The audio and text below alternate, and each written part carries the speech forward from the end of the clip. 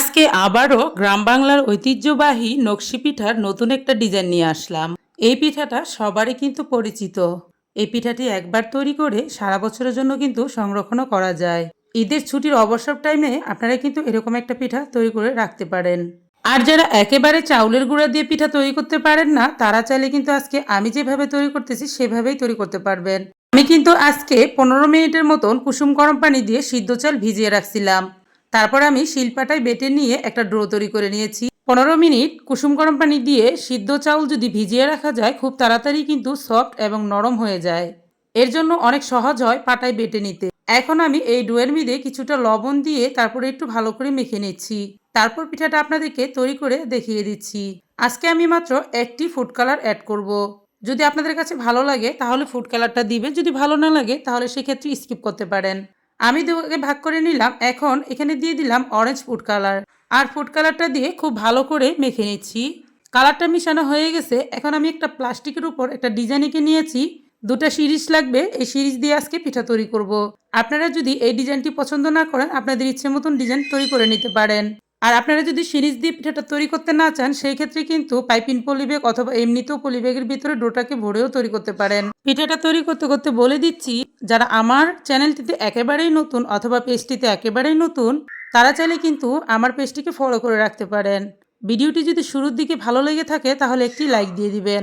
দেখতেই পাচ্ছেন পিঠাটা আমি কিভাবে তৈরি করে নিয়েছি। খুব সহজেই কিন্তু এই ডিজাইনটা তৈরি করে নেওয়া যায়। তৈরি করার পর দেখতেও কিন্তু বেশ ভালোই লাগে। একে একে আমি অনেকগুলা পিঠাই তৈরি করে নিয়েছি। দেখতেই পাচ্ছেন এখানে অনেকগুলা পিঠাই তৈরি হয়ে গেছে। এখন পিঠাগুলোকে ভাপ দিয়ে নিতে হবে। আমি পিঠাগুলোকে ভাপ দিয়ে নিচ্ছি। একটা হাঁড়ির ভিতরে আমি একটা জুস সেকনির মাধ্যমে এখানে আমি পিঠাগুলো ভাপ দিয়ে নিচ্ছি। আপনারা আপনাদের সুবিধা মতন পিঠাগুলোকে ভাপ দিয়ে নিতে পারেন। ভাপ দিতে মাত্র প্রতিটা পিঠাতে 30 সেকেন্ডের মতন টাইম লাগবে, তারপরে কিন্তু নামিয়ে নিলেই হয়ে যাবে। একে একে সবগুলো পিঠে আমি ভাপ দিয়ে নিলাম।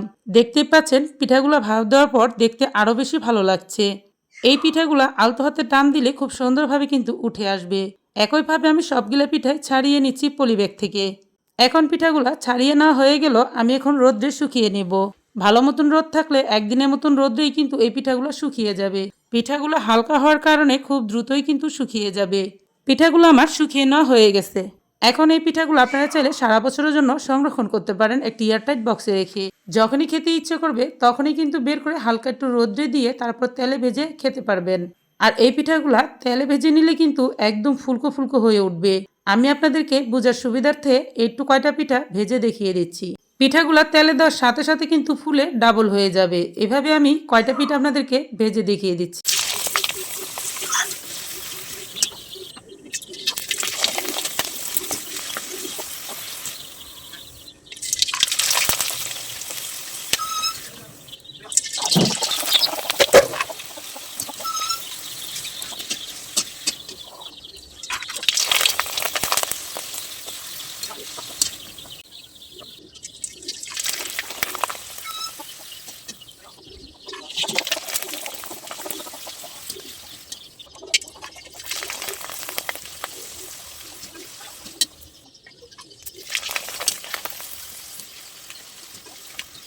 পিঠাগুলো আমার ভেজে নেওয়া হয়ে গেছে।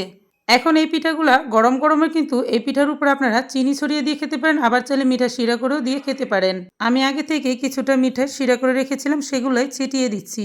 আর এই পিঠাগুলা মিঠা শিরা দিয়ে খেতে কিন্তু অনেক বেশি ভালো লাগে। আজকের ভিডিওটি যদি আপনাদের কাছে একটুও ভালো লেগে থাকে বা আপনার কোনো উপকারে আসবে বলে মনে হয়, তাহলে কিন্তু আপনারা অবশ্যই একবার এই রেসিপিটা ট্রাই করতে পারেন। তাহলে আজ এই পর্যন্তই। আরও একদিন চলে আসবো নতুন কোনো রেসিপি নিয়ে ইনশাল্লাহ। ততক্ষণ পর্যন্ত আপনাদেরকে আল্লাহ তাআলা ভালো রাখুক। আল্লাহ হাফেজ।